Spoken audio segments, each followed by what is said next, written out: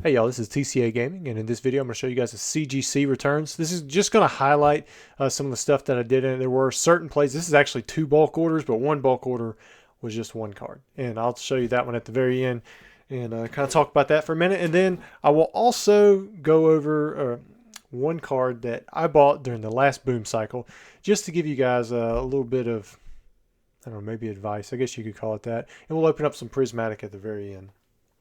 So if you guys recall, I picked up that raw binder, and I told you most of the cards I thought were like 5 to 7 condition. I think that's what I said, maybe 4 to 6. But here's some of the highlights. It is really bright outside, and it's reflecting off the snow on the ground, so I do apologize for that. These blinds, admittedly, they're like $3 blinds, and my kids tore them up, so they got some holes in them. So I do apologize for that. But we got a few cards in here, nothing too special, but I did get them graded. I don't know, something about old WotC cards. If they're popular or they're hollow, I just want to go ahead and put them in a slab, and then that way, especially if they're not near mint, I've got a grade that I can have the company stand behind. It's not like an excellent or some wide range of a condition. Like this is 3.5. If I put this as a raw Kangaskhan in very good condition, very good plus, how do you think that would go over? I mean, this card is obviously pretty wrecked. Like that's like a heavy play to me, but grading companies describe it completely differently. 7.5 on the Pidgeot. So if you're tired of modern expensive cards, let me say this. Vintage is still very affordable right now. I sold a Venusaur base set Monday. Near mint 7 condition. Original base set Venusaur. $89.99. You're talking about the same price as like 5 prismatic packs. You can get a near mint grade anyways. Venusaur. 7 is like one of those grades where it's like, is it really near mint? But based off of grading standards, yeah, that's what it was. It was a near mint. I looked at that and I was thinking to myself, man, to me, the value you get from one over the other is it just seems to really be slated in the other direction. And that is very reflective. Got a Gyarados 7, Hitmonchan 6.5. Man, I think if I saw myself 10 years ago grading cards in this condition, I would have been like, what are you doing? But a lot of these will still bring 20, 30, 40 bucks. Now these right here, I think these come from booster packs that I had opened in the stream, whether or not to test out what we had from the box or something like that. So got a 10 on the Starmie, 10 on the Ivysaur. Now I'm just showing you the 10s. There are other hits that were not 10s that I'm just not showing. Here's some of those Jigglypuffs that I'd sent some to PSA, sent some to CGC. I didn't get any pristines from CGC. There's a Potion. These are from the Japanese packs. I'd opened up a few of those. Remember I had the the Magneton and the Poliwrath. Got a pristine on the Gust of Wind. And I'm setting these back to my personal collection. I'm building out my CGC registry slowly. Did get a pristine on the Tangela, 10 on Voltorb. I will say the Japanese base set, they mostly Gem Mint 10 or Pristine 10. But like the most common grade was definitely the Gem Mint. Now I did grade some English stuff too. We are getting around to that. There's another Ivysaur. Got a Machoke, so I'll probably pull one of those Ivysaurs out. Doduo, Machop, Nidoran, and a Ponyta. I did grade some more of these Metal Mews. I got a handful of pristine 10s, but not too many. I think there was only like 50 of these on the order. I graded, I believe, 10 Terrapagos. If you guys remember, I didn't enter it on PSA side, so I can't really compare. But I think I did much better on the Terrapagos than I did the Cinderace or the Lapras. I got a handful of 10s there. I think with Cinderace, I got 2 or 3 total pristine 10s. Everything else was Gem Mint 10 or lower. Lapras, I think I've got more pristine 10s on that than the Cinderace. But I'd graded much more Lapras and Cinderace than I did the Terrapagos altogether. So I think Terrapagos had the best ratio of grades. There's a couple Japanese pristine 10s. All right. And so I wanted to show you these two because I want to show you both sides of it. So I had an entire bulk order of 300 cards for the Charizard EX. I got these from those battle decks that were broken down. Now, I did really good. I got a lot of pristines. I got a lot of gem mints, way more gem mints than anything else, but I got a good amount of pristines, especially for English side. So, like, I think this is going to be a good investment. But on the flip side, there were cards like this on the submission. This was my lowest grade, but a 6.5. Like, if I make money on this card, that's like a miracle. Like, I should not be able to make money off of a 6.5 modern card that you could get fairly cheap. I mean, it is a Charizard, so who knows, right? But when you grade cards, you're going to have both of these situations happen, likely, anyways. If you grade a lot. Now, granted, I got a lot of 10s, but there were some 9.5s, some 9s, some 8.5, some 8s, even got a 6.5.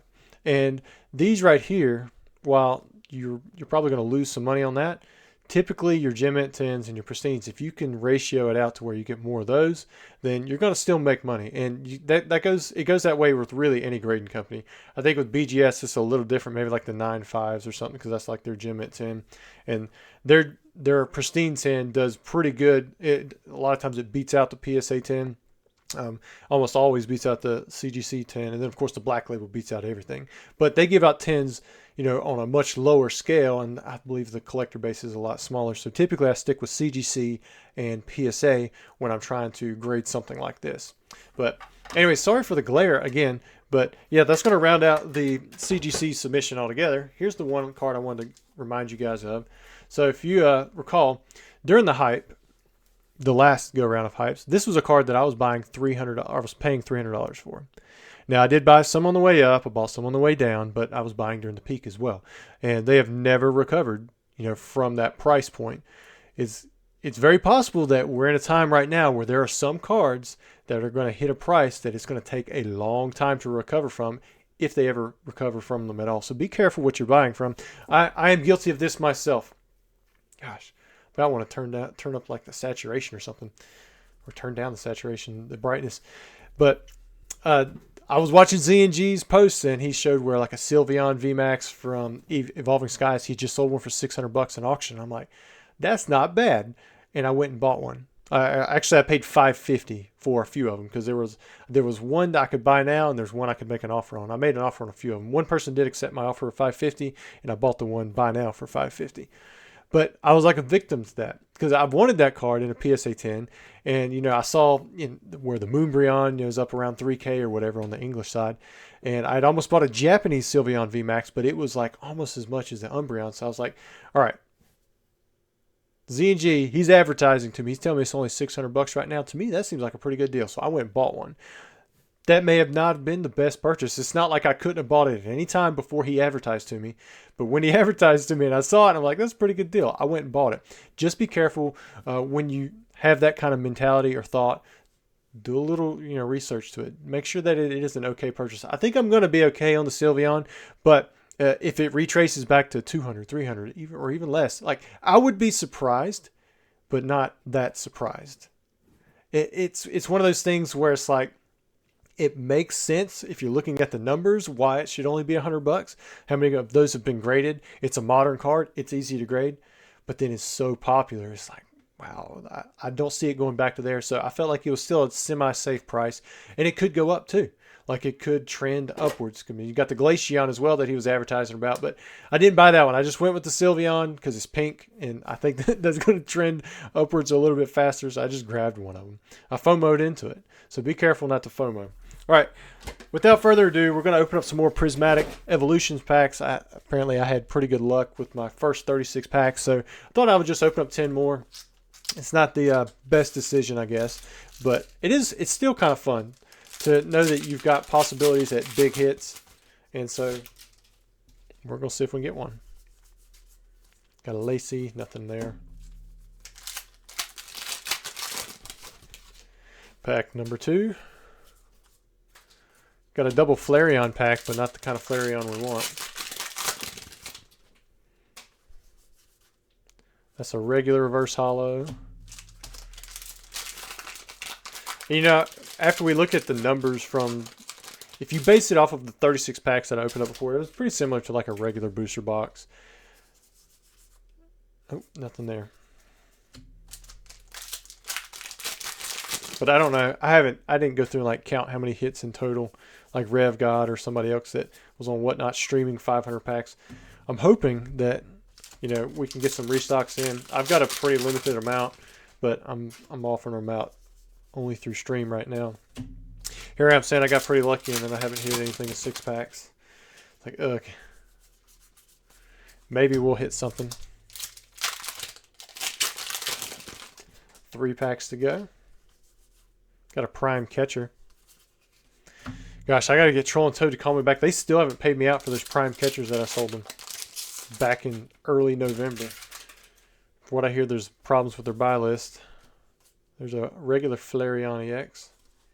So we still got 3 hits right here. 1 pack to go. Can we finish strong? I think not. All right, well, there it is. 10 Prismatic Evolution packs. Probably more of what you should expect than getting an SIR. But for those of you who do get an SIR, hopefully it's well centered and it's worth it. All right, thanks guys for watching the video, and I'll see you in another one very soon.